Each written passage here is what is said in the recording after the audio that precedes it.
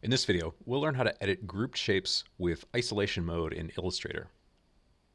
I've got the file isolationmodedemo.ai open from this week's demo files, and you can see here I've got lots of layers and sublayers in the layers panel, as well as some multi-part shapes like clipping masks, groups, and compound paths. So let's see how we can navigate our document using isolation mode to quickly and easily make some edits to this fairly complex composition.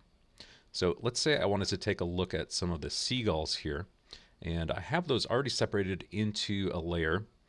So that's in the flocks layer, and I've got one sublayer each for the foreground, middle ground, and background birds.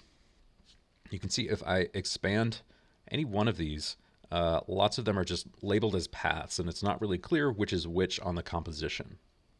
So luckily, here is a place I can use isolation mode visually through my document window to drill down and edit one of these individual shapes. So all I need to do is, with the selection tool, double click on any shape to enter isolation mode. So let's take a look at this foreground seagull right here. I'll just double click, and that takes me right into isolation mode. So when we're in isolation mode, the objects that are isolated will show in full color, and everything else in the composition will be desaturated. I'll see the name of the isolated object in the isolation mode bar at the top of my document window.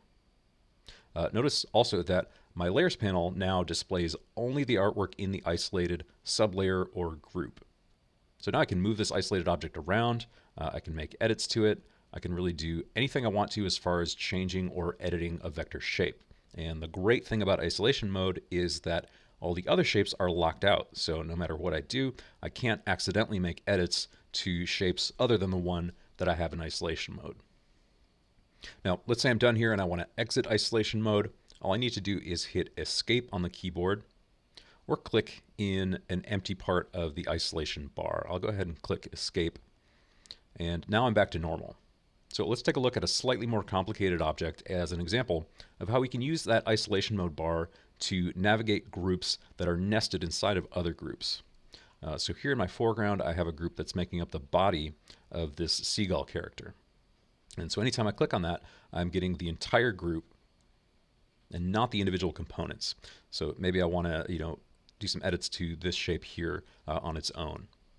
So again, I could go through the layers panel, and I could drill down and try to target the individual parts that I want. So in this case, I think I'm looking for this one, but let's say I didn't want to do that, or I just wanted to quickly, through a more visual interface, jump to a subcomponent of this bigger group. So I'll deselect that just by clicking anywhere on an empty part of my artboard.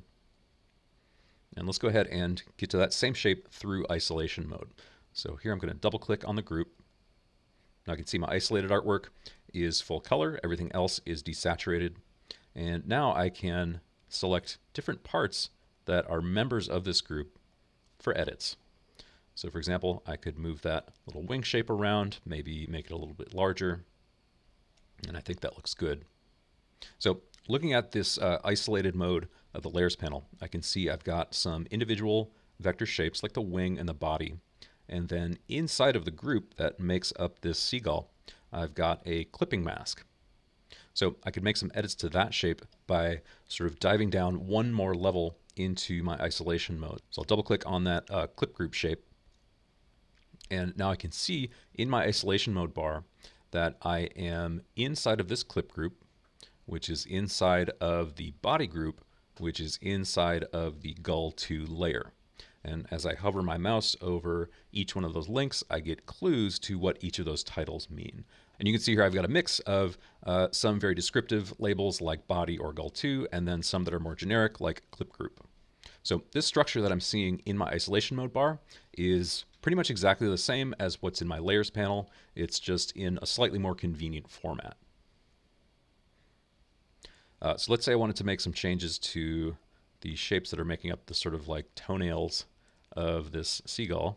So if I'm totally done here, I can either hit escape on the keyboard or click in an empty part of that isolation mode bar. I can also navigate to some of the different levels of the layer that I'm in simply by clicking the link in the isolation mode bar. So if I want to jump back to that body group, I can click there, and now I can grab any of the other individual components of that group, or again, just hit escape on the keyboard to exit out to normal editing mode. So just to recap, isolation mode is especially useful for working with layers, clipping masks, compound paths, groups, or any sort of shape where you've got multiple vector paths working together. Isolation mode lets you quickly select individual vector shapes while locking out all other objects. And this greatly reduces the need to hide or lock layers manually through the Layers panel. It's also easy to end up in isolation mode accidentally, so even if you don't end up using it in your editing process, it's important to know how to be able to get out of it, again by hitting escape or clicking in an empty part of the isolation mode bar. Okay, so that's how to edit grouped shapes with isolation mode in Illustrator.